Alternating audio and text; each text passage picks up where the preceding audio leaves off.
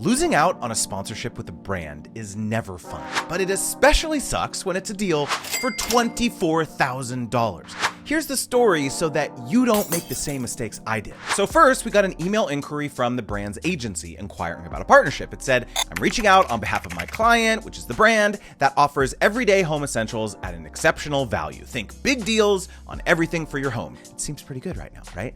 We would love to collaborate with you on creating a YouTube video and have you highlight great deals so your fans and followers can find on everyday home items and more.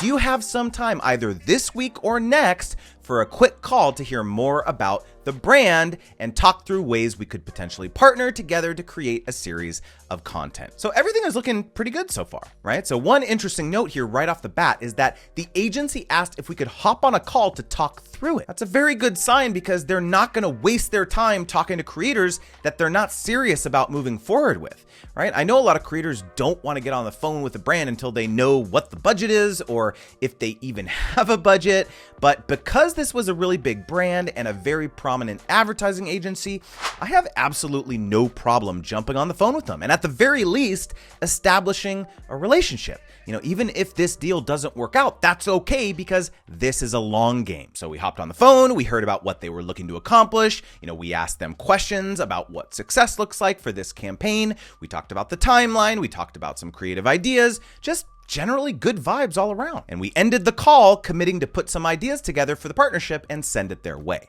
So the next day I sent them this email. It was so great to connect with you yesterday. April and I are super excited at the prospect of partnering, especially the possibility of it blossoming into a long-term collaboration. In order to put together feasible packages and pricing, are you able to share usage rights? If the brand does choose to repurpose for paid media, do you know how long that would be for? If it's still to be determined, we can send over $1 per month. Exclusivity. If so, what is the term and category? I know we discussed a mid-August launch for a Labor Day activation. Approximately what date would be ideal to receive the draft content for review? Any budget guidelines you're trying to adhere to?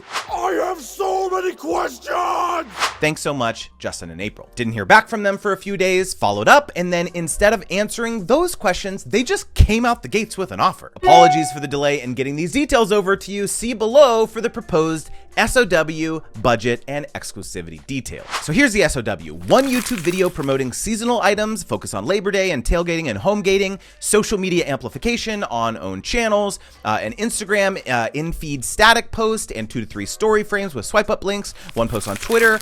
And the budget is going to be $20,000 for YouTube video and amplification on other social channels. Exclusivity. We'd prefer if you don't work with the following brands during the partnership: Target, Walmart, Wayfair, and then a whole long list of additional retailers. And here was our reply. Thank you so much for sending this over. Looks awesome.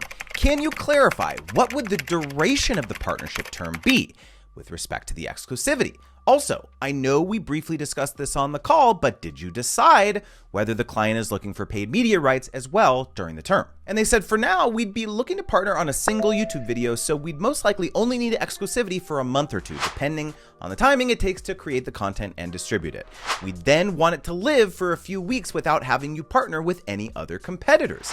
In terms of paid media rights, I think we'll hold off on that for now, but we'll let the brand chime in should that have changed at all. And we said, appreciate all this additional info, that's helpful. How about we say exclusivity runs through the end of September? If that works, we'd love to participate for $24,000 per this statement of work and terms. Let us know and we can chat next steps. Hey Justin, apologies for the delay. We connected internally and that rate is feasible, so we'd love to move forward with the partnership. As a next step, we'll pull together a contract with all these details outlined within and share for you for review. Woohoo! Right? That's awesome. Here we go. We got this deal. I'm feeling pretty good right now. Now, at this point, it was just kind of a waiting game, right? Sometimes when you have to wait on the legal team to send the contracts, it takes a long time and you just kind of have to be patient. So you don't need to freak out, right? It doesn't mean that they don't want to partner with you anymore. It's just that sometimes these things take time. So finally, we got a note directly from the legal team. Hi, Justin. See attached. Note, we do not accept substantive changes to legal terms. Okay, well, that's kind of ominous, right? But to be honest, I don't care what they say.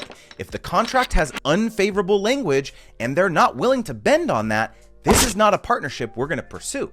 So my little trick here is to literally ignore that. So I reviewed the contract and there were quite a few areas I was concerned about. However, this is what I said. The agreement looks great.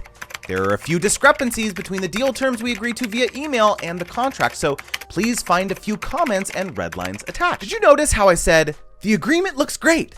I don't care if the agreement the brand sends you is asking you to give away your firstborn child. It looks great. We're gonna have to remove that part about taking my child though. So here are my concerns. Firstly, with the non-solicitation clause. It said during the term of the agreement and for 6 months thereafter. That's not what we agreed to. And also that we wouldn't partner with Amazon, Target, Walmart, and then that long list of brands they sent us at any time during the term of the agreement. So let's go back to that email earlier when they sent us that list of competitors, right? Remember, Amazon wasn't on there. Why is that a problem? Well, because my wife and I do live streams on Amazon every single week.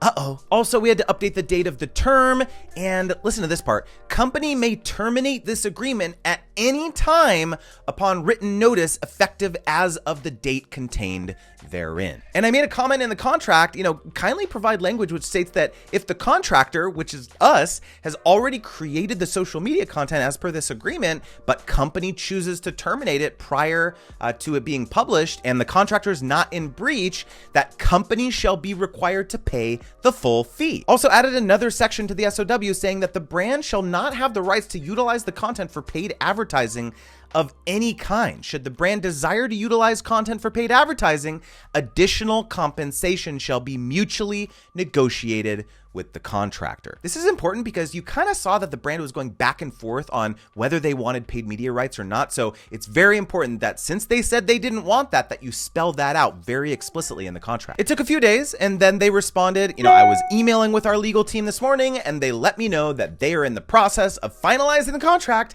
and hope to have it to you by tomorrow for your signature.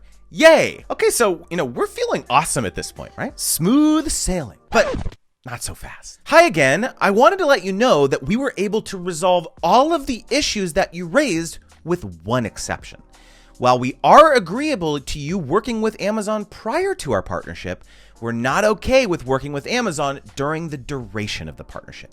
Please confirm that this is agreeable and we will get you a revised agreement. Oh crap, oh crap, oh crap. Thanks for this update. Are you able to hop on a quick call to discuss this piece? Amazon wasn't flagged as a competitor by the brand early on in the conversation, and we do a weekly live stream on Amazon Live. We look at it as another social media platform that we're posting on regularly, like YouTube or Instagram. We're totally fine not accepting an actual sponsorship from Amazon during the partnership, on YouTube or Instagram, and so let me know your thoughts. And here comes the gauntlet. Thank you both for your patience. I hate to be the bearer of bad news, but our legal team has advised us not to proceed with the partnership while you're actively partnering with Amazon. We wish you all the best and hope we can keep our line of communication open for any future collaboration opportunities. So of course, we're super bummed out, but most creators stop there and they just don't respond, right? Because they'd be mad. But things change quickly. They could change their mind in a couple of weeks, or they could change their mind in a couple of months. So here's what I said back. Thanks for the update. That really is a bummer, especially since we were so far down the line with the conversation. I think the inclusion of Amazon in the contract surprised us a bit because the brand hadn't called them out as a competitor in the initial conversations. See attached, and then I attached that message. We definitely would have flagged it at that time. Either way, wishing you all the best on the campaign, and hopefully we can partner together in the future. You always want to leave things on good terms, and here was their final reply. Hey Justin, yeah, I'm not exactly sure what happened there, but I think it was definitely a miscommunication on our end. They owned up to it, right? That being said, I'd like to extend my sincerest apologies on behalf of my team for the miscommunication and any confusion this has caused. So what can you learn from this $24,000 sponsorship fail? Number one, if you think there might be some sort of show-stopping issue, but instead you just cross your fingers and hope that they won't notice or bring it up, you're just wasting your time and theirs. If I'm being honest, I was kind of surprised that they didn't list Amazon as a competitor at the beginning, and I should have just mentioned that we do Amazon live streams every week to confirm that that wouldn't be an issue.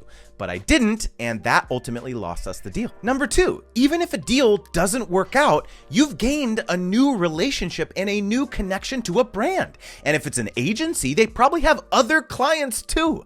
So treat these types of interactions as part of the process, regardless of whether you land the deal or not. Number 3, don't get mad. Deals fall apart all the time, and oftentimes there's very little that you could have done to salvage it. Sometimes the brand's budget changed. Sometimes the brand decided other influencers were a better fit. Sometimes the brand literally cancels the campaign altogether. It happens. So rather than burning bridges, have an abundance mindset that this opportunity is just a drop in the bucket compared to the tidal wave coming for all creators in the next few years. So look, we're not done. Watch this video where I talk about how I lost $5,000 on an Instagram sponsorship. This one was even worse. I did all the work, I made all the posts, and then the brand refused to pay me. So you're not going to believe what happened at the end of this story. So what are you waiting for? Click the video.